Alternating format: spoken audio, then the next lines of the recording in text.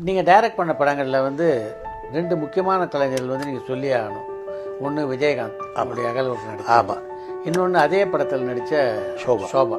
2 பேரும் ஒரு அற்புதமான ஆர்டிஸ்ட். அவங்கள பற்றி என்னென்னா, அகல் விளக்குங்கிற படம் என்னுடைய விஜயகாந்தோடைய பிரதர் வந்து எனக்கு ரொம்ப ஃப்ரெண்ட். விஜய் செல்வராஜ் அவர் பேர்.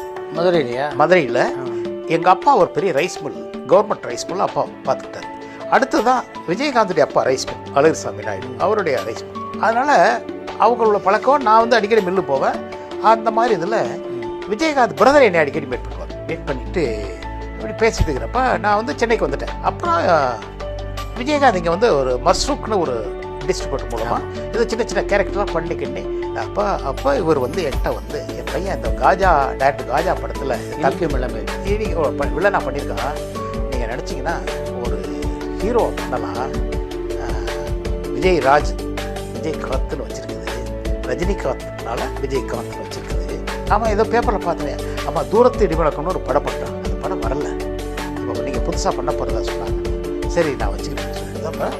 அவங்களுக்கு என்னென்னா, டி ராஜேந்திர படத்தில் ஒருத்தர் பெரிய ஹிட் ஆனான். உங்களுக்கு அந்த ரவீந்திரன் ஒருதலை ராகத்தில். ஆமாம், பெரிய ஹிட். அவனை ஹீரோ பண்ணும் அந்த ஃபைனான்ஷியல் ப்ரொடியூசருக்கு எனக்கு நம்ம விஜயகாந்த் போட்டுருவே. இப்படி ஒரு போராட்டம் நடக்குது. கடைசி வரைக்கும் இந்த போராட்டம் இருந்தது. மதுரையில் தான் ஷூட்டிங். அதுக்கடையில் வந்து பாலுமேந்திராவுக்கு ஃபோன் பண்ணேன்னு அவர் கேட்டார், எப்போ வேணாலும் மீட் பண்ணலாம். சொல்கிறேன், என்ன நான் இல்லை, ஷோபாட்ட நான் கதை சொல்லணும். இப்போ ஷோபா கதை சொன்னேன், கதை பிடிச்சி போச்சு. நான் சொன்னேன், சம்பள விஷயம் ப்ரொடியூசர்கிட்ட பேசிக்கிறேங்க அப்படின்னு சொல்லிட்டு எல்லாம் முடிச்சிட்டேன். தேதி ஃபிக்ஸ் பண்ணியாச்சு, அங்கே போயாச்சு. இந்த ப்ரொடியூசருக்கு விஜயகாந்தை பிடிக்கவே இல்லை. எந்தாவது ஒரு சந்தர்ப்பம் கிடச்சா காத்தி பண்ணியிருக்கான். இதில் நீங்கள் தான் விஜயகாந்த் ரெக்கார்ட் பண்ணி நீங்கள் தான் இதில் இது பண்ணிகிட்டே இருக்கீங்க.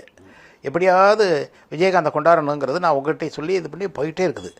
இந்த இதில் வேண்டாம் விருப்பம் தான் இருக்கார். அவர் 12 மணி ஆயிடுச்சு. ஷோபா சென்னைக்கு வரல. ஷோபா வரல. என்னடா அந்த பொண்ணுக்கு அட்வான்ஸ் கொடுத்தாச்சு, எக்ரிமெண்ட், ஷூட்டிங்கில் எவ்வளோ பேர் காத்துட்ருக்கோம் அப்படி ஒன்று.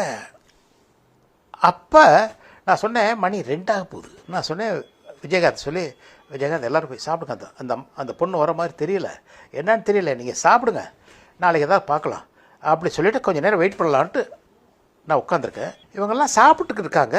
ஒரு கார் வருது. கார் வந்து பட்டு புடவையில் வந்து இறங்குறா. வந்த பொண்ணு டக்குன்னு கால் விழுந்துட்டேன். அங்கிள், எனக்கும் பாலுவுக்கு ஸ்ரீ இதில் அது என்ன சார், திருச்சியில் சமயபுரத்தில் மேரேஜ் ஆகிடுச்சு, நிற்குதான். அதான் கொஞ்சம் லேட் ஆகிடுச்சு, சாரி.